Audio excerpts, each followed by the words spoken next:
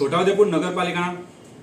પ્રમુખ અને નગરના પ્રથમ વ્યક્તિ મંજુલાબેન કિશનભાઈ કોળી કે જેઓ સામાન્ય ચૂંટણી 2025ની છોટાઉદેપુર નગરપાલિકાની વોર્ડ નંબર 4માં એસટી બેઠક ઉપરથી ચૂંટાઈને આવેલા, જે બાદ એમને 1 મહિનાની અંદર એમના જાતિના દાખલાની ખરાઈ કરવાની હતી. એ બાબતે અમારા અરજદાર વિજયભાઈ નાનિયાભાઈ નાયકા નાઓએ વિભાગીય વિશ્લેષણ સમિતિ વડોદરા નાઓને એક અરજી મારફતે તારીખ 24/3/2025ના રોજ એક લેખિત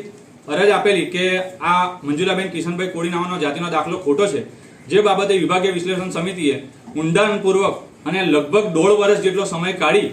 અને આ જાતિના દાખલો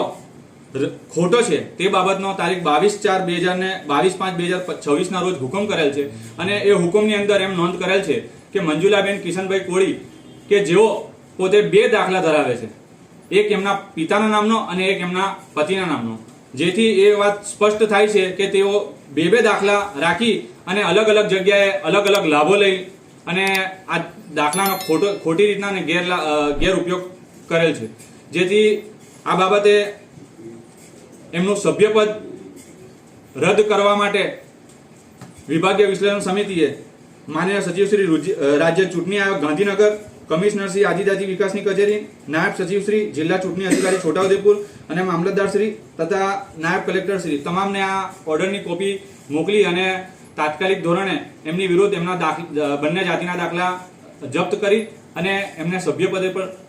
પરથી દૂર કરવા માટેના આદેશ કરેલ છે. કયા દાખલાનો ઉપયોગ કર્યો છે? 2 દાખલાનો ઉપયોગ કરેલો છે. એક રાઠવા મંજુલાબેન છત્રસિંહભાઈ નાઓનું મામલતદાર શ્રી છોટાઉદેપુરનું તારીખ 11/1/1999નું અને એક બીજો જાતિનો દાખલો છે મંજુલાબેન કિશનભાઈ કોલી મામલતદાર શ્રી છોટાઉદેપુરનું 18/5/2002નું. આ 2 દાખલાનો એમને ઉપયોગ કરી અને એમને આ ચૂંટણીમાં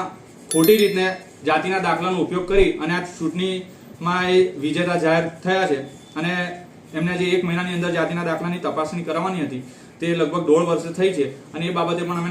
નામદાર ગુજરાત હાઈકોર્ટમાં ગયા હતા અને ત્યાંથી ડાયરેક્શન લઈ અને આ ઓર્ડર કરાવેલ છે. જો જાતિનો દાખલો રદ નહીં થાય, જે એમનો સભ્યપદ રદ નહીં થાય તો તમે શું કરો? જો એમનો જાતિનો દાખલો એમનો સભ્યપદ રદ નહીં થાય તો અમે અલગ અલગ જે વિભાગ છે કલેક્ટર શ્રી છોટાઉદેપુર અને લાગતા વળગતા વિભાગને પાર્ટી બનાવી અને નામદાર ગુજરાત હાઈકોર્ટમાં દિન 7 ની અંદર અમે ફરીથી પિટિશન દાખલ કરીશું કે તાત્કાલિક ધોરણે જ્યારે એમનો જાતિનો દાખલો રદ થઈ ગયો છે તેમ છતાં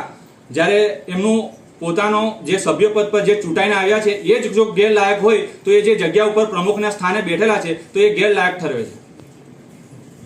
તમારું નામ?